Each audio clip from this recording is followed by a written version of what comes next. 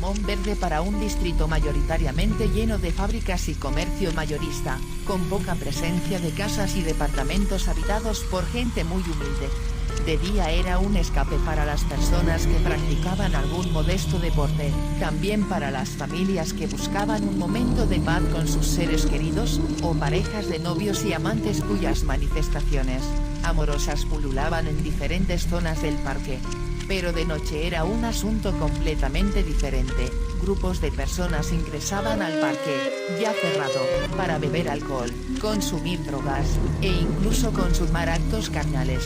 Todo esto, bajo el amparo del manto de oscuridad que cubría las áreas verdes. Entraban a diferentes horas a lo largo de la noche, por un agujero en la malla de gallinero, que se encontraba en cierta parte del perímetro, haciendo así un quite a la vigía del anciano guardia que custodiaba de noche la única entrada autorizada del parque. Pero había una zona del parque que nadie muy pocos se atrevían a visitar en penumbra. Era un pequeño cerro de no más de 70 metros de altura y en cuya cima se encontraba un mirador al que se podía ascender por un camino de tierra bien delimitado. La razón era que se tejían aterradoras historias acerca de lo que ocurría de noche en aquel cerro. Las historias iban desde sonidos de llantos de bebés hasta apariciones espectrales y susurros de estos mismos. Estas historias nacían de leyendas urbanas narradas por las personas que habitaban el sector, ya que durante los tiempos de la dictadura, aquel parque era un vertedero y se decía que ahí se desechaban los cuerpos de algunos de los detenidos desaparecidos asesinados por el régimen imperante en el país, para ser procesados o incinerados junto con toneladas de basura. Un grupo de 3 amigos ingresan al parque una noche para disfrutar de unas cervezas compradas a un vendedor sin escrúpulos, ya que ellos eran menores de edad, ninguno superaba los 16 años. Era la primera vez que entraban al parque de noche, estaba de moda, y era perfecto para evitar la presencia policial que se paseaba por las plazas del sector confiscando bebidas alcohólicas. Estos 3 amigos conocían bien las historias que rondaban aquel cerro, pero en la imprudencia de la juventud y quizás para presumir luego la historia de su valentía decidieron subir aquel camino de tierra hasta el mirador. Ya en la cima dieron rienda suelta a saciar su sed de alcohol, entre conversas y bromas fueron pasando las horas sin alguna novedad más que el sonido de grillos y las risas del grupo. Todo cambió cuando uno de los efectos secundarios del alcohol se apoderó de la vejiga de uno de los chicos, y decidió buscar algún lugar con más privacidad para poder orinar.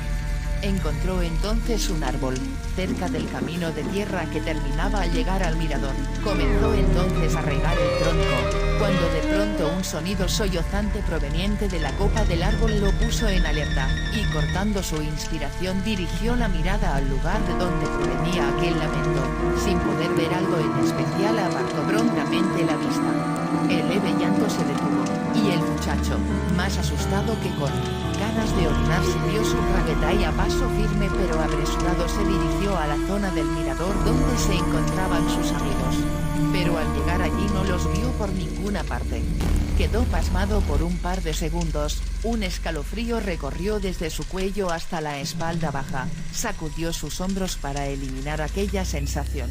Intentó conservar la calma y convencerse de que era una típica broma de sus amigos, teoría que halló su fin cuando en el suelo, cerca de donde se encontraban compartiendo hace unos momentos, estaba una de las botellas de cerveza rota con el líquido esparcido en el suelo. El muchacho se acercó a la botella para recogerla, en ese momento se dio cuenta al levantarla y tocando sin querer el líquido esparcido, que estaba caliente. Metió 2 de sus dedos en una de las mitades de la botella para analizarlo, era espeso e intentando focalizar la vista en la oscuridad notó lo que le pareció ser sangre. Nada de todo el líquido que se encontraba en el piso o en la botella tenía olor a cerveza, todo era aquella sustancia roja y espesa.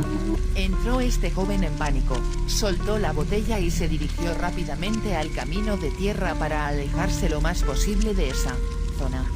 No sabe si fue por el pavor del momento o si en verdad era así, pero mientras bajaba por el camino escuchó llantos y susurros amenazadores de los que poco podía distinguir qué decían, y un viento helado y gélido parecía barrerle los pies como expulsándolo del cerro.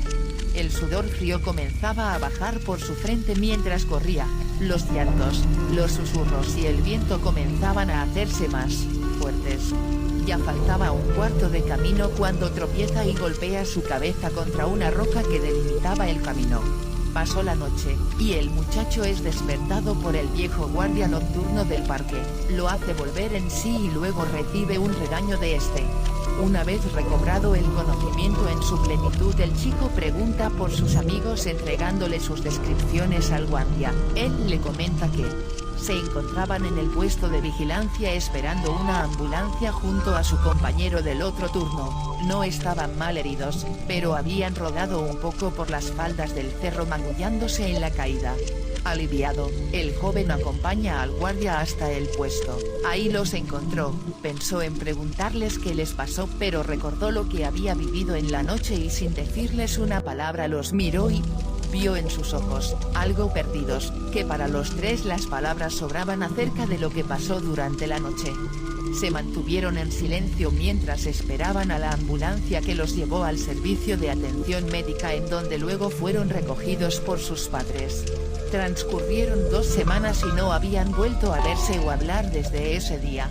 Uno de los muchachos que rodó por las faldas del cerro se suicidó a la 3ª semana, sin dejar una carta o explicación alguna de su acto. Los otros 2 se encontraron en el funeral de su amigo, no se hablaron salvo para decirse hola y preguntar solo por cortesía cómo se encontraban.